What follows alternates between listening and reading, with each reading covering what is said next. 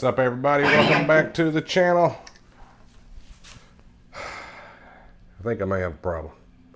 I keep getting these guitars, but I could not pass this one up. Look at this thing. It is a 2024 Gibson Les Paul Supreme in wine red. Ain't she purty? I tell you, as I said in my unboxing video, if you watch it where I open this thing up, I bought this against my better judgment, but you know, when you knock $1,000 off something, it's interest, zero interest, I'm like, okay, you got my attention now. So anyway, I got this from Sweetwater as a demo. And if you watch the unboxing video, it mentioned there was supposed to be some checking here on the binding by the dot inlays. But I have searched this guitar high and low under different lighting, letting the light shine where I can just see it reflect smoothly off the surface. And I don't see those check marks that they're talking about. They sent in the photos, there was photos of it on the website showing them, but I don't see them. So, in fact, I found absolutely nothing wrong with this guitar. The only thing I noticed, the volume knob was, it looked like the cap was on crooked or something. Like it I just kind of mushed it a little bit now, because when it would kind of go up, it kind of looked wonky, and so I just kind of pushed on it a little bit. Now it seems okay. So I mean, could have happened in shipping, or being handled, moving around back and forth. Who knows? But yeah. So I've always wanted a wine red Les Paul. And if you watch one of my videos, it's called Second Build. I built one actually from a kit, and it's a beautiful guitar, and I love it. It plays great, but I always wanted a real Gibson Les Paul in wine red. And but I didn't want to spend money to buy a guitar that was just like maybe one I already had, like my other Les Paul traditional. And it'd just be the same guitar pretty much, just in a different color. So I thought that'd be kind of silly.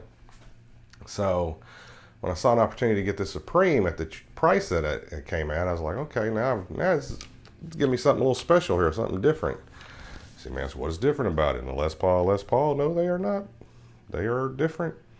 Over the years, they've come up with several different models, from standards to classics to studios to traditional Trad 5 Vs, all that. I mean, they've had tons of different ones.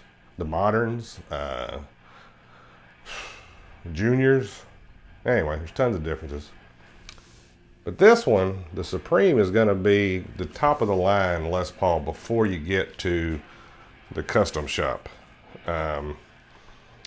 which of course is going to cost way more than this one. But I did watch a video about these guitars, and some guy in the comments posted that he worked at the factory, either used to work there or still did, I can't remember, at Gibson. And he talked about how he did put extra care and love into the Supremes. They're higher price point. They make sure everything's a little more special on them. Of course, no Gibson is cheap, so I mean, I think they should be. I'm just saying, make sure they're all good. Now, I've heard a lot of critics over the years talk about, oh, Gibson's QA is no good, blah, blah, blah, whatever. I can say my other traditional Les Paul is from 2008. My Explorer is from 2020, and this one's from 2024. According to the paperwork in the case, it was built in September of 24. So, 2008 to 24, different time periods. All my Gibsons have been perfect. I've never had a problem with any of them. The quality, the QA was done right on mine. So, I'm not saying there hasn't been legitimate complaints out there. I'm just saying, me personally, I got 3 of them, and they're all immaculate guitars. So, just take that for what it is. But there are some things different about this one that I did like. One, you have the cutaway in the back. You got a little carved out area here, so playing these higher frets is a little easier to get to. If you've ever played a Les Paul, sometimes you have to adjust how you hold your hand if you're going to play up here. It's got the split block inlays. I think those are called from a Super 400. But those are pretty cool. It's different. Of course, you got all gold hardware. And the headstock design. That actually came from their archive from the 1940s. Apparently, they used to use this design on their guitars way back then. This would have been back when Les Paul was a young man. Um, anyway, they archived their designs. I'm sure they've got tons of them in there. And they pulled this one out for this particular run. It's kind of cool. It's different. All Mother Pearl. You also have binding on the headstock, which my other Les Paul does not have that. My Epiphones do. But the other Les Paul I have does not, or from Gibson. But yeah, that's pretty cool. You got Grover locking tuners. Those are handy. I tell you, if you ever had a guitar with locking tuners like this, it is really hard to go back. I'm changing strings on a guitar that doesn't have them. You get spoiled with these, basically, is what I'm trying to say. You can change strings on this thing in 5 minutes. And so, yeah, it's pretty cool. The pickups, I was trying to say this the other day, and I couldn't say it. Busbucker Pro in the neck, Busbucker Pro Plus in the bridge position. We all have, and they all have push-pull features here. But yeah, so basically, you coil tap with the volumes. You can shift the neck pickup out of phase with this one. And this one, the tone on the bridge, is kind of like a direct bypass. So basically, no matter what you're doing, you can have this thing on the neck pickup, soloing away, doing whatever. If you pull this knob up, it jumps to this pickup regardless. So if you pull this up, it basically takes all the other electronics out of the equation, and it just goes pick up, boom, straight, the pot straight out to the amp. So you don't have to, and that's how a lot of the 80s shredders guitars were that people like. Somebody just had, like just one volume knob, kind of like old Bumblebee over there, or the EVH over there, Wolfgang over there. The Charvel has same feature where you actually, on that one, if you turn the volume knob all the way up and it clicks one final position, that's a direct bypass as well. So it's kind of cool. Gives you a little extra kick. I will say these pickups aren't quite as hot as the pickups I'm used to playing. Yeah, I usually play with JBs, Seymour Duncan JBs, or full shreds, or Seymour distortions, or even like the EMG 85s over here, or the Fishman Fluence. Really hot active, or either active or just really hot grindy pickups. These are a little bit lower output. Saw some guy testing them on a bench. I think they came in around 8.9 ohms on the bridge. And some of these I think are like 17. So yeah, it's not quite as high output. And so I noticed it sounded good, but when I was playing, it didn't quite bite like I like. I like a little bit sharper, warmer crunch in my play, and I wasn't quite getting it out of this. So what I did was, running through the front of my 5153 here, I have a Walrus Aegis, it's not a Walrus, what is it called? Yeah, an Aegis overdrive pedal. And normally when I run it, I keep the gain down really low, almost off on it, and just to give it an extra kick in the amp. Well, with this guitar, what I did is I turned the gain up to about 10 o'clock, and now I'm getting the edginess that I like. So just made one little tweak in it, and it brings these lower output pickups to do what I want them to do. Because this is not a guitar this ain't a guitar you really go and just change the pickups on them. You got a guitar like this, you probably want to keep everything original.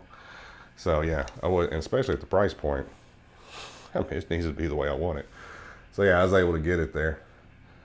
But, I mean, the finish on this guitar, I've already gotten some gunk on it from my arm here. I need to clean it off already. But when you hold it, you can tell it's a high-quality instrument. I mean, you can just tell that it's something special. It's nice. It just feels like quality. And, I mean, I've looked this thing over head to toe, even with the supposed defects that were documented on it, which I could not find. This guitar, if you're worried about Gibson QA, they hit it out of the park with this one. And like I said, they did the same thing with my Explorer and my other Les Paul, so just take that for what it is. My experience with Gibson's been good. I love Gibson guitars. So, yeah, that's me. After having said all that, this guitar, if it were to be at standard price, $4,000, is it worth it? To me, I would say no. And I only say that because I have a personal hang up with spending that much money on a guitar. I just know that you can buy so many guitars out there for under $1,000 that are really, really nice. And to spend $4,000 on one, to me, is just crazy. My other traditional Les Paul, it was $2,000, I believe. My Explorer, when I got it, I think it was advertised at $17.99, something like that. But I got it down to like 14 something by calling Guitar Center and just talking to the rep, and they got it down to 14 something. So that's double to get here with 1,000 off. So at 1,000 off, though, I was pretty pleased that I wouldn't have an opportunity to buy a guitar like that at this price again, I don't think. So I was like, I need to go and just get it, call it a day, don't whine about it. And now I've got what I would call a legacy guitar. This is a guitar I would definitely hand down to my son. The caveat's always been with him, because he's a great musician himself, and so it's always been, when I die, you get all my guitars and stuff. I said, but you cannot sell the Gibsons, the Les Paul, the Explorer. Those stay in the family. And he said, okay. Well, this one is going to get added to that list as well. You got to keep this one. So, yeah. But yeah, man, this guitar is sharp. One of the guys in my band came over last night, and I showed it to him. I think I saw drool hanging out of his mouth. So, anyway, let's listen to it a little bit. Go clean first. Let's see, where we're at. We're on the bridge, Rico. This is just straight into the amp, no effects.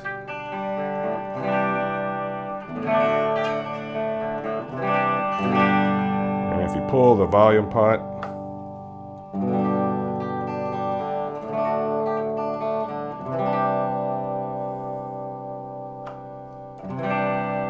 pull the bridge or the tone pot, push it back in. Basically gets a little louder. Let's go in the middle. Turn the volume up here. Pull the volume pot up. Pull them both up. So that's both pickups being tapped there. Split, basically like a coil split, I believe. Let's phase it. Ooh, I lost a lot of volume. Let's push these back in.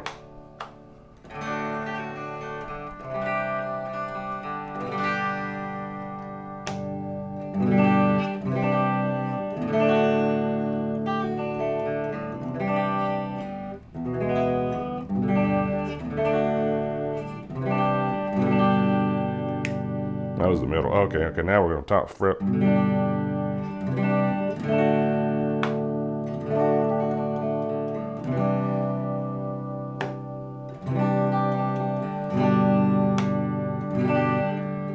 So if you go middle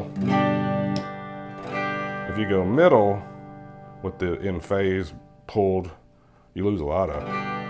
But if you're on just the neck pickup,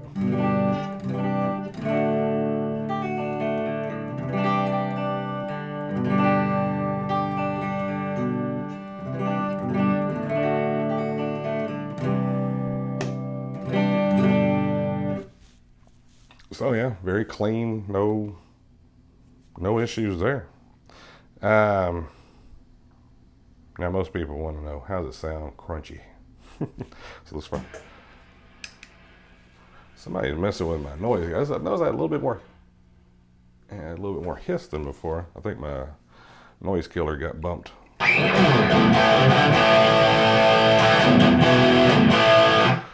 That's without the overdrive on, so if I kick the overdrive in.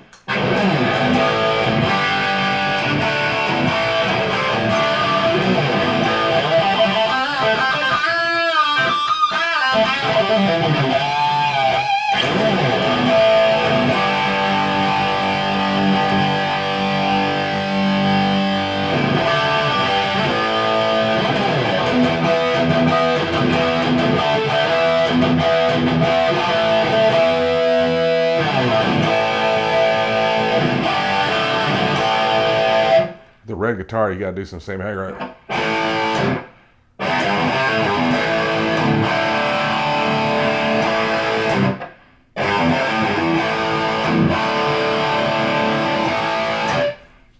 Sammy Hagar, red rocker. He has a red Les Paul. It ain't as pretty as this one though. Look at that thing. Anyway.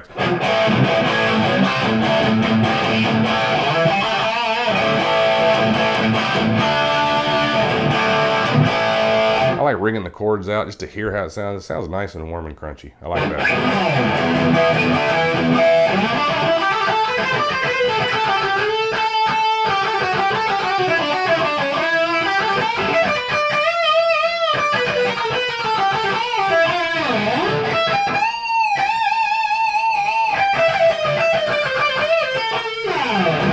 Yeah, it is easier to reach up here.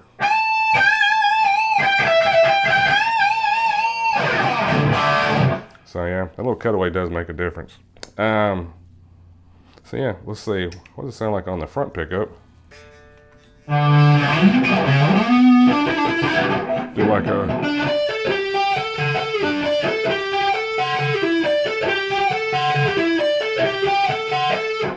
Copyright strike. So anyway, you get the...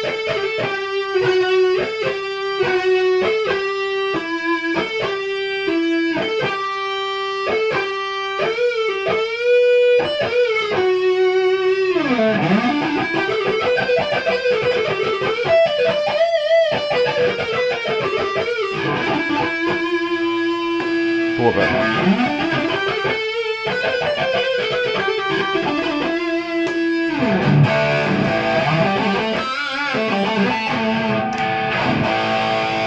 Let's boost it a little bit. You really don't hear much. Or a little bit there. I will say I noticed more of a boost when I hit the dB button here, you know, the direct bypass button. I noticed more of a boost before I turned the gain up on the pedal. I could hear it jump better than it does now. Like, I guess with this extra gain through the pedal, it just doesn't make as much difference. You hear it. I hear it.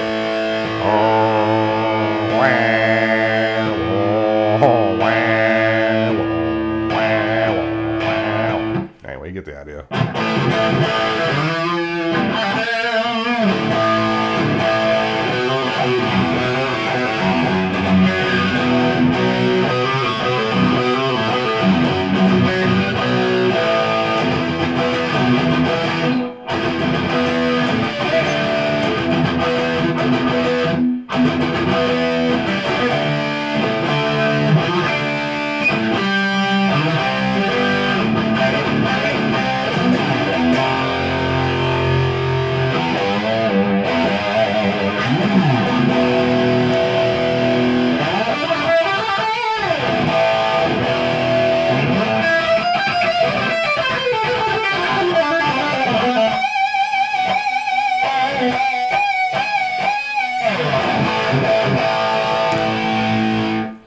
So yeah, I really like it. I will say it came out of the box set up.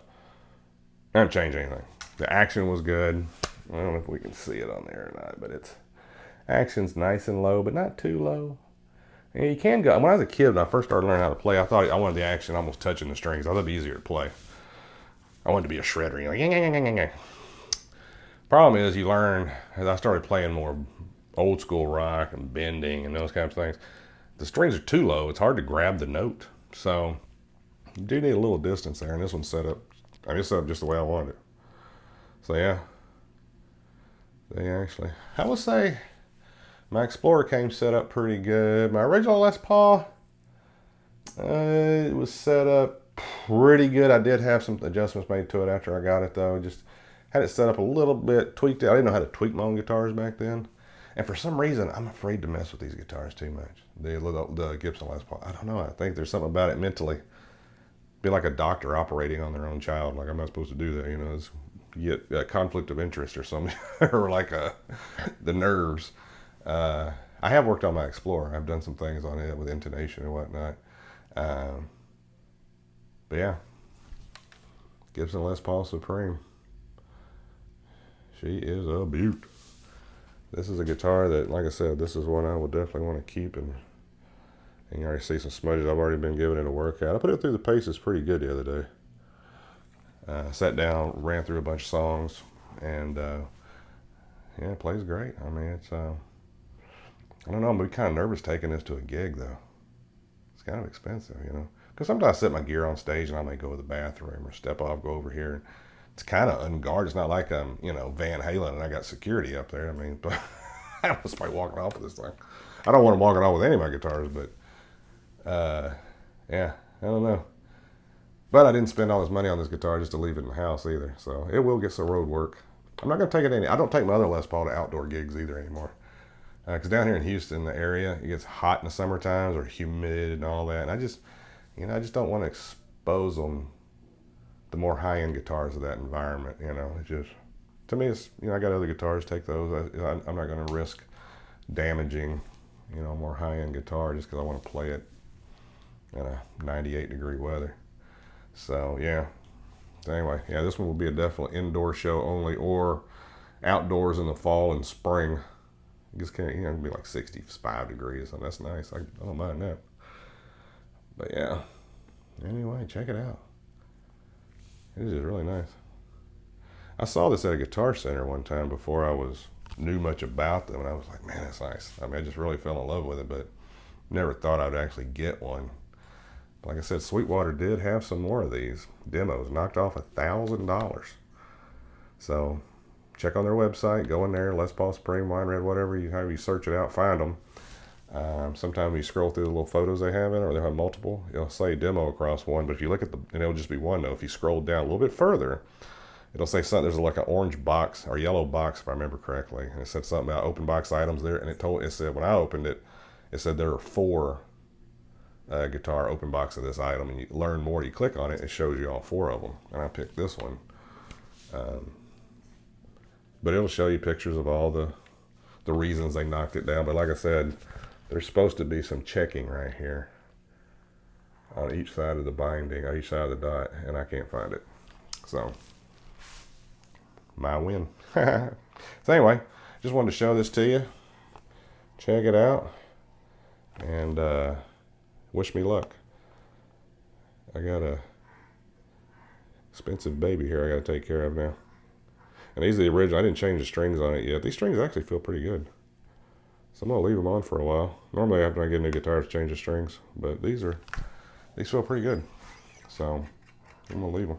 So anyway, that is that. I do need to clean it up already. I do got some smudges on it already. I need to clean that. But anyway, y'all take it easy. Enjoy the rest of your weekend. And remember to be nice to everybody. It doesn't cost anything.